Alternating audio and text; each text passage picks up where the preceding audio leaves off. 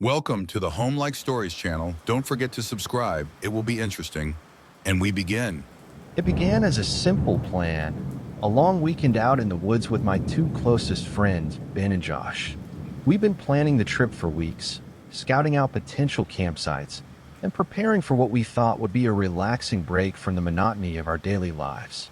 The idea was to disconnect entirely. No cell phones, no emails, just us and the untouched beauty of nature.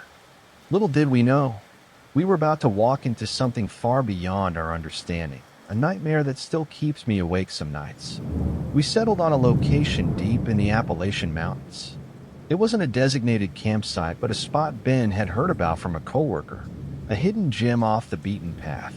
Supposedly, it was surrounded by towering pines and featured a crystal-clear stream running nearby. Perfect, Ben had said, a real adventure. Josh and I agreed. We packed light but brought enough supplies to last 3 days. Tents, sleeping bags, food, water, and the usual camping gear. The drive to the trailhead took most of the day, and by the time we parked the car and started our hike, the sun was already dipping low on the horizon. The trail was rugged, barely visible in places, and the forest grew denser with every step. The fading daylight cast long, eerie shadows that danced across the ground. Josh, always the joker, started making spooky noises and laughing at his own jokes. "Beware the forest spirits," he called out, his voice echoing through the trees. Ben chuckled, but I couldn't shake a sense of unease. There was something about the silence between Josh's jokes that felt wrong. The forest was too quiet. No birds, no rustling of small animals in the underbrush, just the sound of our boots crunching on the dry leaves. "We should hurry," I said, glancing at my watch. "We don't want to set up camp in the dark." We picked up the pace, finally reaching the spot Ben had described just as the last rays of sunlight disappeared. It was beautiful, I'll admit. The clearing was surrounded by towering pines, their needles forming a soft carpet beneath our feet. The stream was close enough to hear its gentle babbling, and the air smelled crisp and clean. We set up our tents quickly, the beam of our flashlights cutting through the darkness. Josh started a fire while Ben unpacked the food. Within an hour, we were sitting around a campfire, eating chili and sharing stories. The unease I'd felt earlier began to fade, replaced by the comforting normalcy of being with friends. But that peace didn't last. It started with a sound, a faint crackling, like leaves being stepped on. I froze, my fork halfway to my mouth. "Did you hear that?" I whispered. Josh rolled his eyes. "Probably just an animal." "Relax, man." But then we heard it again, louder this time. It was coming from the trees just beyond the edge of our campsite. Ben grabbed his flashlight and shone it into the darkness. The beam flickered, illuminating nothing but trees. "Hello," he called out. His voice sounded steadier than I felt. No answer. Josh laughed nervously. "Maybe it's Bigfoot. Or a bear," I said, my stomach tightening. "We should be careful." We sat in tense silence for a while, listening.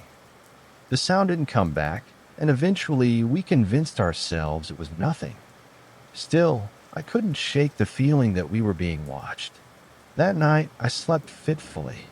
I kept waking up to the sound of distant footsteps, though every time I peeked out of my tent, I saw nothing but darkness. The next day was uneventful.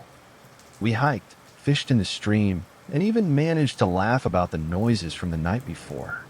By evening, the unease had almost completely faded. We sat around a campfire again, sharing stories and roasting marshmallows. That's when we saw it. A light, faint and flickering, appeared in the distance. At first, we thought it was another campfire, but something about it was off. It didn't have the warm, steady glow of a normal fire. Instead, it pulsed faintly, almost like it was breathing. "Is that another group of campers?" Josh asked, squinting into the darkness. "Maybe," Ben said, though he didn't sound convinced. "Should we go check it out?" Josh stood up, already brushing off his pants. I grabbed his arm. "No, let's just stay here." Come on, it's probably nothing, he said, pulling away. Just some hikers.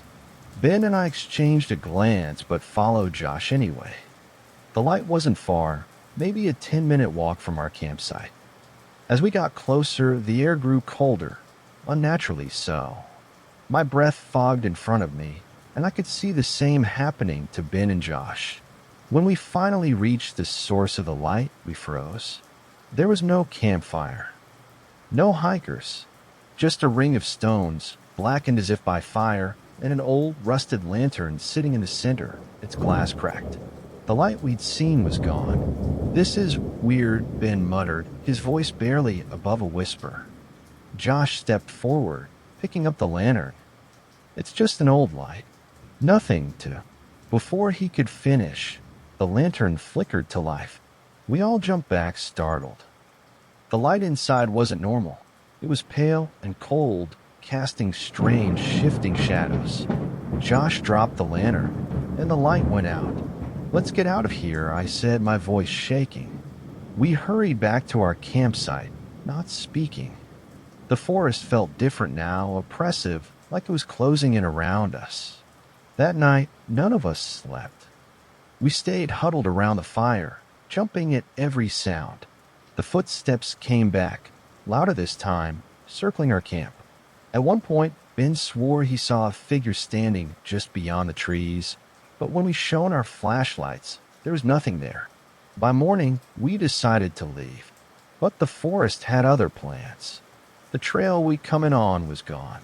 No matter which direction we walked, we always ended up back at the campsite. It was as if the forest was alive, shifting and changing to keep us trapped. And then the light came back. It appeared in the distance, flickering and pulsing, closer than before. This time we didn't follow it, but it came to us. The rest of the story is a blur, a nightmare of running through the woods, the light chasing us, the sound of footsteps growing louder and louder.